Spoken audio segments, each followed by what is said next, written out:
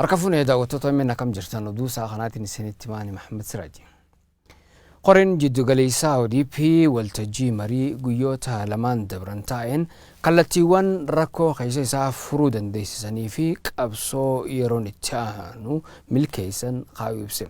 Paartiin kun hanqina tokkummaa ilaalchaa fi gochaa hoggansa olaanaarraa eegalee hanga caasaa gadiitti mul'atu furuudhaan gaaffii uummataa karaa guutuu ta'een deebisaa deemuun dhimma boqonnaan qabsoo irra geenyee barbaadu ta'uu isaarratti walii galee jira jedha. Ergama akka paartii fi mootummaatti kennamuu quuqamaa fi aantummaan bahachuu fi miira itti gaafatamummaatiin socho'uu irratti hanqina qabaachuu isaatis qorate. Tokkummaa ilaalchaa fi gochaa keessa isaa cimsuudhaan gaaffiiwwan Oromoo hanga ammaatti deebii argatan akka komsaatti kanneen deebiin argatin ammoo addatti ilaaluudhaan yeroo gabaabaa keessatti lakkaa'amanii deebii akka argataniif akka qabsaa'u kallattii kaa'u isaa ibsa baaseen beeksise. Biyya sabdaneessaa afaan daneessaa fi addaneessa ta'e keessatti sirni federaalaa sirna siyaasaa fi bulchiinsaa filannoo biraa hin qabne. Kanaafuu ODP'n sirna federaalaa sabdaneessa dhugaa hojiirra oolchuudhaan walqixxummaa fi bilisummaa uummattoota biyya tanaa mirkaneessuuf ejjennoo hin raafamne qabaa jaa'ibsii ODP kun. Haa ta'u malee raawwii kanaan duraa keessatti gochoonni aadaa fi duudhaa sirna federaalaa farleessan hedduun qabatamaatti raawwatamaa turuu gamaggamee jira. Qorannoowwan kanaan dura akka himanitti federaalizimiin Itoophiyaa uummattoota hunda karaa haqa qabeessaan kanneen hirmaachisinii fi dimokiraasii dhugaa kan keessatti mirkanaa'in ta'uu agarsiisanii jiru. Kana malees faayidaa fi dantaan uummataa murna muraasaan ga'uu mootummaa harka galcheetiin qorqamaa akka ture beekamaadha. ODP'n hanqinoonni kanneen sirraawanii sirni federaalaa sabdaneessa dhugaan akka lafa qabatuuf qabsoo eegalee cimsee akka itti fufu sabaa fi sablammoonni fi uummattoonni biyya tanaa bilisummaa walqixxummaa obbolummaa fi badhaadhinaan keessa jiraatan dhugoomsuuf ODP'n cimsee akka hojjetu ibsee jira. Caaseeffamni addawaa'ii hanqinoota hedduun marfamee kan jiru ODP'n gaaffii fi fedhii uummata Oromootii fi uummattoota biyya tanaa deebisuuf kan hin mijoofne ta'uu qoreen jiddu galeessaa ODP xiinxalee jira. Haaluma kanaan dhimmi riifoormii addawaa'ii sirna federaalaa dhugaa sabboonummaa sabummaa fi tokkummaa biyyaa sabdaneessaa madaallii isaa eeggatee fi biyya badhaatee ijaaruun faayidaa fi dantaa uummataa ittiin kabachiisuuf tooftaa filatamaa ta'uu isaa amanee milkaa'ina isaatiif hojjechuuf murteessee jira. Boqonnaan qabsoo irra geenye ulfaataa fi walxaxaa ta'us hanqinaalee keessa isaa furuudhaan uummata bal'aa iffaana hiriirsuu fi qormaata isa dura jiru mo'atee seenaa haaraa akka galmeessu gochuuf qabsoon eegalee cimee akka itti fufu ODP'n ibsa. Adeemsi dhaabbilee addawaa'ii walitti baqsuun dhaabaa qeenxee hundeessuuf deemamuu yaada falmisiisaa ta'e itti fufee jira. Gama birootiin ODP'n addawaa'iin duraanii nan baasuu jechaa jira. Yoon ingidaa yaada gamaa akka itti aanutti qindeessee jira. Dhaaboleen Adawawayii walitti baquun paartii qeenxee የኢትዮጵያ ብልጽግና ፓርቲ jedhamu hundeessuu fi yaadni jedhu tibbana bal'inaan dhaga'amaa tureera. Adeemsa kana deeggaruu qeequu mormuu darbee sammuu hanga baaruutti yaadonni kallattii garaagaraan dhaga'amanis dubbii ijoo miidiyaalee hawaasaa turan. Paartiin qeenxeen bifa haaraan hundaa'u kun adeemsa mirga garee giddugaleessa godhachuu Adawawayiin hordofaa turerraa gara mirga dhuunfaa yookaan matayyaatti fuulleffachuutti kan ce'uudha jechuun xiinxalaa siyaasaa Jawaar Mohammad dabalatee hayyoonni biroon qeequu irratti argamu. Kun ta'uun fedhii fi dantaa uummata Oromoo kan kabachiisu miti darbees adeemsa sirna federaalizimii sabdaneessa sabaaf sablammoota biyyattii hedduu hiika qabus kan faallessuudha yaadni jedhus hayyoota kanneen irraa ni dhaga'ama. Adeemsi dhaabolee Adawawayii fi dhaabolee deeggartootaa walitti baqsuun paartii qeenxee hundeessuuf deemamaa jiru kun dhiibbaa uummattoota biyyattii irratti qabaatuun cinatti Adawawayii dhuma mataa isaatiifuu qormaata cimaadha egeree dhaabolee paarticha bu'uuressanii kanneen akka ODP fi ADPU dhabama kan godhudha yaada jedhus dhiyeessaniiru hayyoonni siyaasaa. Gaagama sababa kanaan mudachuuf malu hambisuufis Adawawayii walitti baqsuurraa Adawawayii diimokiraatessuutu fala ta'a jechuunis xiinxalaa siyaasaa Jawaar Mohammad waan furmaata jedhu akeekeera. Adeemsa walitti baquu dhaabolee Adawawayii kana addi bilisa baasaa uummata Tigraay TPLFs tibbana ejjennoo cimaan mormuunsaa ni yaadatama. Gama biroon guyyoota lamaaf yaa'irraa kan ture koreen giddugaleessaa ODP ibsa baaseen caaseffamni Adawaawii fi yaadamni dimokiraasii warraaqsaattiin hoogganamaa ture murteessummaa uummataa kan daangessu waan ta'eef waltajjii qabsoo irra geenye kanaaf kan madaalu miti jechuun adeemsa isaa duraanii qeequu filateera. Adawaawii haaressuun paartii sirnaa fi hojimaata ammayyaa'aan hoogganamu uumuun yaadama warraaqsa dimokiraasii yaadama ida'amuutiin bakka buusuuf adeemsi taasifamaa jiru tooftaa filatamaa ta'uu isaatti amaneera.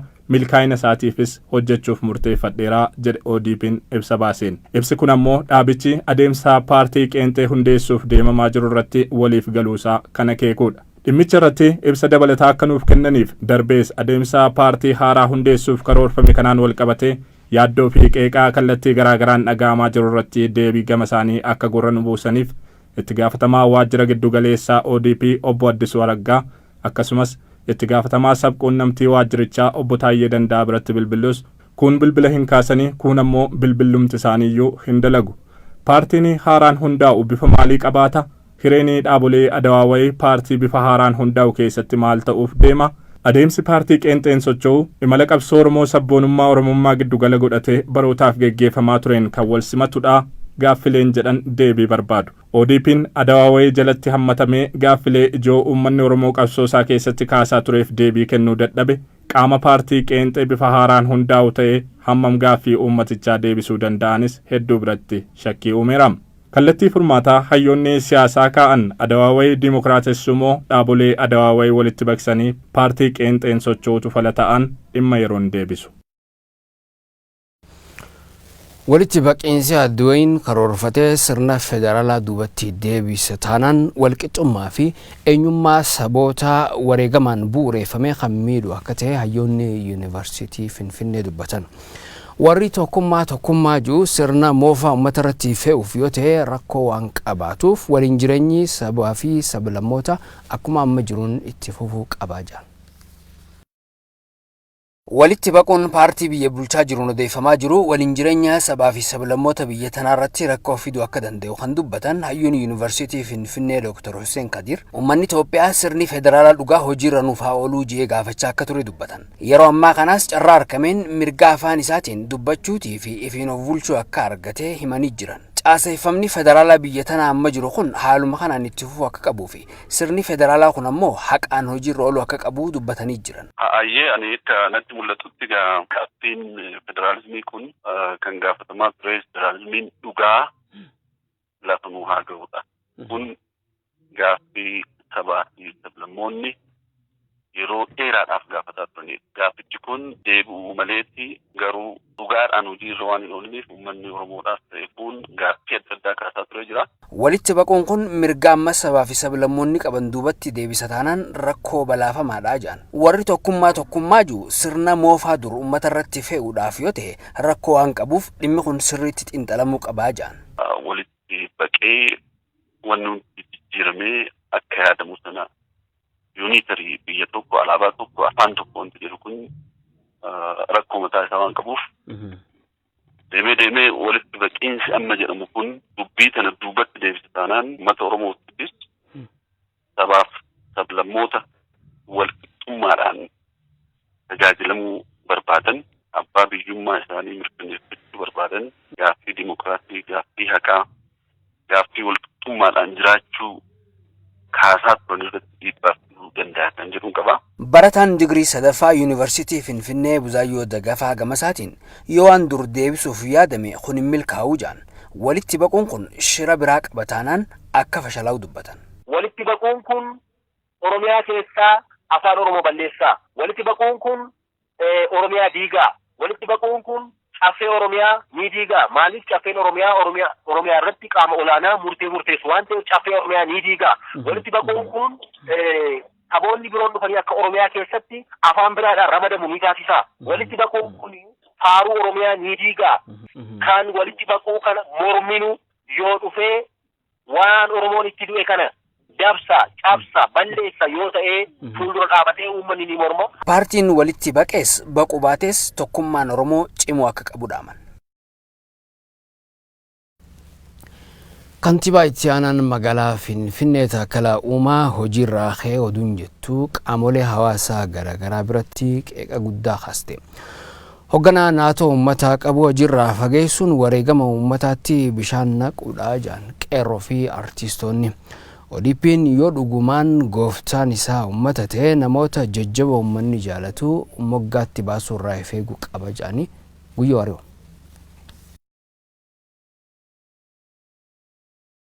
Ittaanaan kantiiba magaal Finfinnee Injiinar Taakkalee Uumaa sababa uummataaf hin taane nangoo bulchiinsa magaal Finfinnee irra kaafame oduun jetfuul miidiyaa hawaasa dhuunfachuun miidiyaaleen hedduullee walirra fuudhanii afarsan. Ayyaanura Finfinnee waggoota 150 booda qa'ee ganamaa kabajam darate hojiilee boonsa Oromoo magaal Finfinnee keessa mul'isuun godhanuun jaalala uummata horat injiinariin kun baalli dhabuun jabdu kamufachiif uummati Oromoo xiqqaa guddaa miidiyaa Maark Zuukarbarg Facebook irra yaa'uun ODP qeeqan. Garee tan keessa qabsoo uummata Oromoo hoogganuun armaan kageetti qeerroon bakka buutatu fi waajir muummee OMN targachuun erga kan jedhu yoo dabarfattu. Tibbana yookaan gidduu kana gungummii tokkotu dhagaamaa jira uummata Oromoo biratti. Innis maalinni Injiinar Taakkalee Uumaa Finfinnee handhuura Oromiyaa irraa kaasuu waan jedhu jira. Uummanni Oromoo Injiinar Taakkaleetti imaanaa yookaan abdii guddaa qaba jechuudha. Yeroo kanatti hoogganaa akkas magaalaa Finfinnee keessatti uummanni Oromoo akka bakka argatu akka deemu bakka barbaade daandii barbaadeen ba'ee karaa barbaadeen akka galu hojiileen Oromoo ilaallatan as keessatti akka milkaa'u nama toora qabatee ajandaa sana qabatee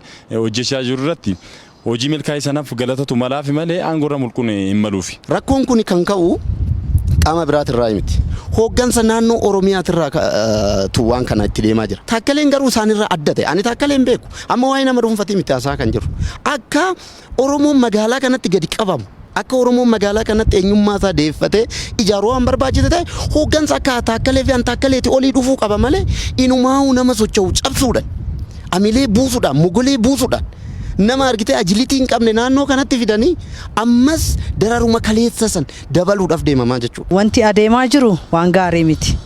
Aarsaa guddaa uummata Oromoo kafalchiisa wanti isaanitti deemaa jiran. Kanaan durallee Xaayibaa Hasan buusanii lammaallee bakka jijjiiranii waan kana calliseetiin uummanni ilaalaa ture. Maaliif abdii guddaa irraa qaba waan ta'eef.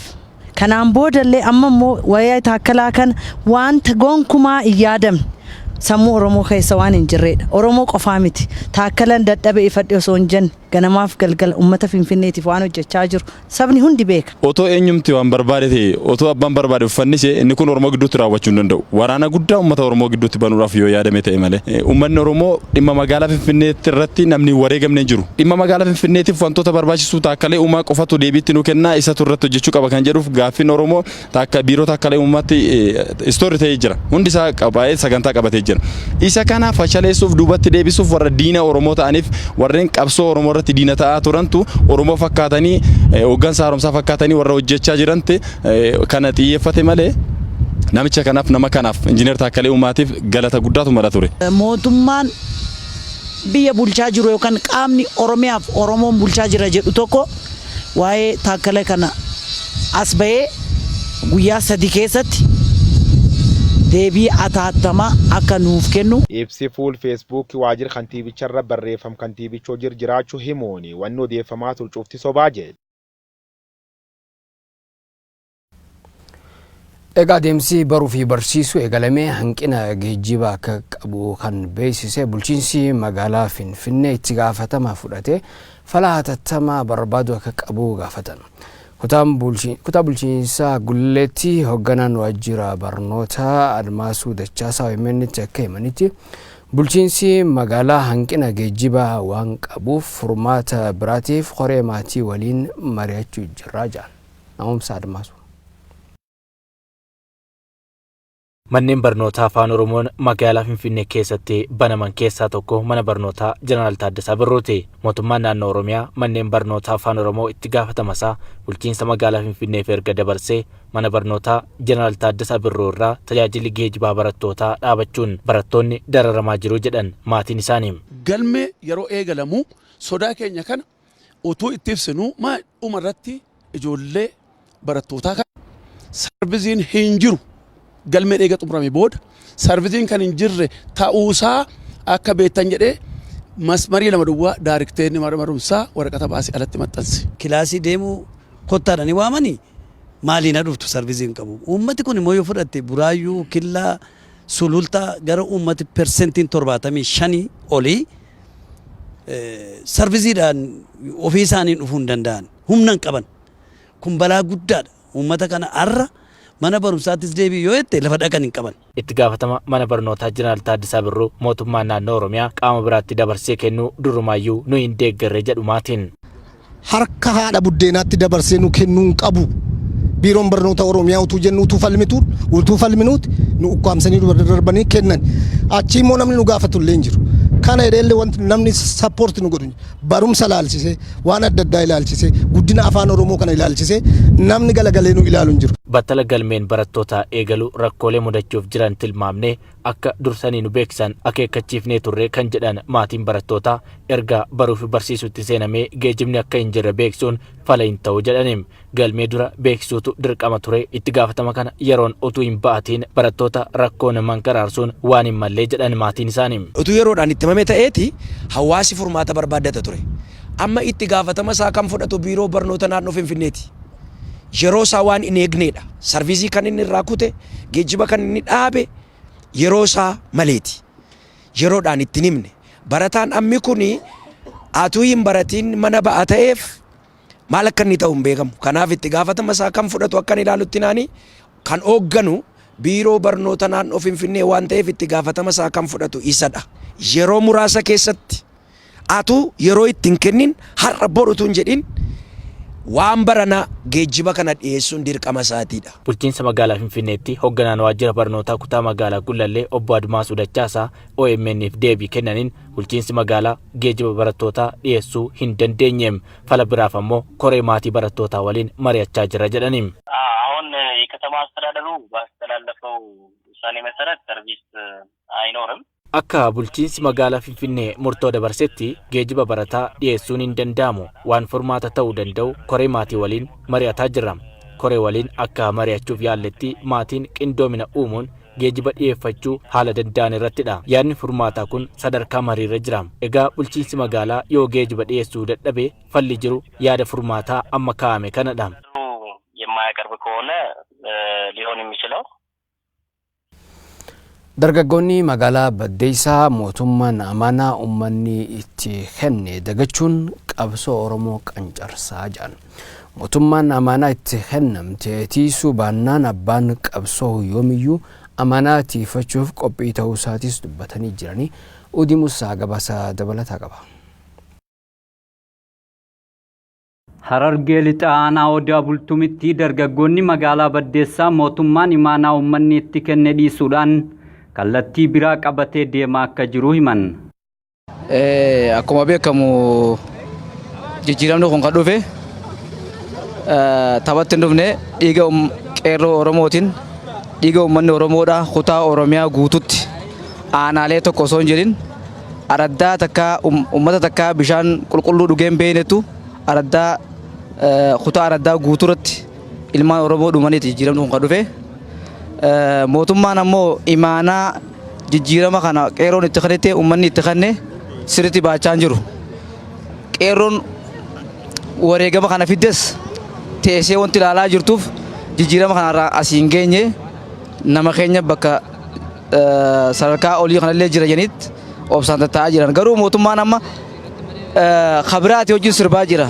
Jalqaba nuti qabsootan amaanaa isaanii kanneen karaan uzannu dabarsuu qabu jiranii nu qancarsaa waan jiraniif saniifuu hadaraa rabbi amaanaa san nyaatinaadha. Ilmaan keenya xixiqqishaa daa'ima waggaa 7 hundaa waan irratti dhumee jiruuf jecha hanga haadha garaa qabdu gootti waan itti dhumee jiruuf hadaraa maqaa keessanii yoo dalamaa jiraatellee dhugaa san uummatatti as baasanii ibsuu qaban hin jaan. Nafxanyaa wajjin sirbaa jira.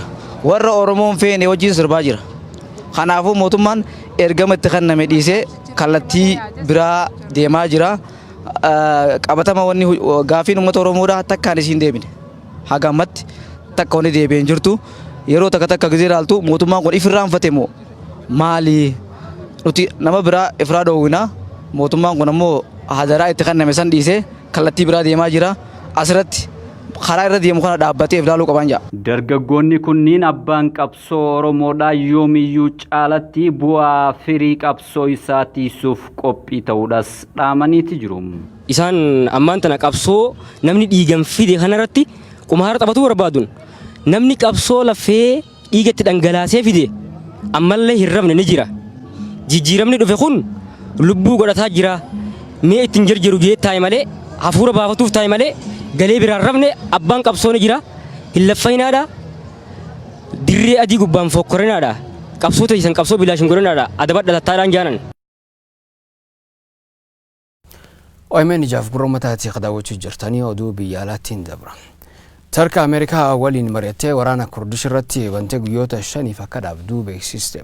Pireezidaantiin Ameerikaa Doonaald Tiraamp marii kanarra gahuun keenya lubbuu miliyoonota oolchee jedhanii guyyoo ari'oo gabaasa maddeen adda addaa qindeessee jira. The strong relationship between President Erdogan and Turkey. Turkii fi Ameerikaan akka loltooti Erdogan aleella kaab Sooriyaa godhuu jiran dhaaban irra waliigaluu BBC'n barreesse. Waraani Turk Sooriyaa keessa dheed kurdooti jiranit duulo waraan takka garte takka dhageette jedhan torbaan olii feega deemsisaniin duuba pireezidaantiin Ameerikaa Doonaald Tiraamp bulcha guddaa Turk Reesip Xaayib Erdogan waliin bilbilaan mari'achuun ittaana samaak peensollasaatti erguuf qophii ta'uu CNN gabaase. Tiraamp erga galgal Khamisa fuul Facebook dhuunfaa kana mootii miiliyoon 25 ta'an hordofan irra maxxanseen oduun Ankaaraa ba'uu jirtu durooba nagayaa ittaana hiipeenseef irrahootee naajala kheen bulcha Turk Erdogan waliin jabdu mafaa walti qajeelan kanaaf lubbuu miiliyoonota dandeette jirti jechuun hordoftoota isa talaakkoobsaan uummata biyyoota akka Cameroon, Ivory Coast, Kooriyaa Kaabaatii fi Awustiraaliyaa caalanii maxxansuun agooduu tanqindeeffannuun namooti miiliyoon 31 jaalachuu yookaan laayik tolchuun hedduullee yaada isaanii kan waa'ee ofiitti dabarsan.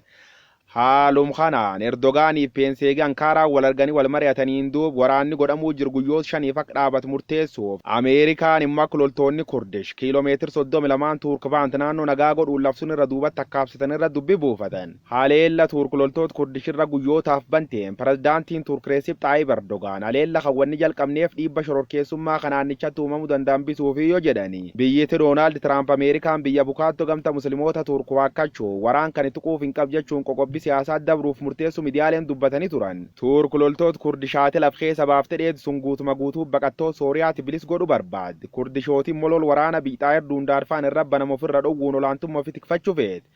Wamtaa teefuduu waraan siyaasaa kana mudheeffe keessa soqachuuf godha turanii nagammaan namooti hedduun lubbuu dhabuut dubbatama. Waraan biyya abba qabde keessa korommiin siyaasaa lamaan daara wal baasa turte kanaan Ameerikaa yoo dhiirtaatan Kurdish qubdan markaa jechuun Erdogaanitti xalayoo barreessitu. Pireezidaantiin Eelifii fi Umarfaan Erdogaan xalaya ergameef tatarsaasuun gubboo yookaan dambiishi balfa keessatti darbate ture.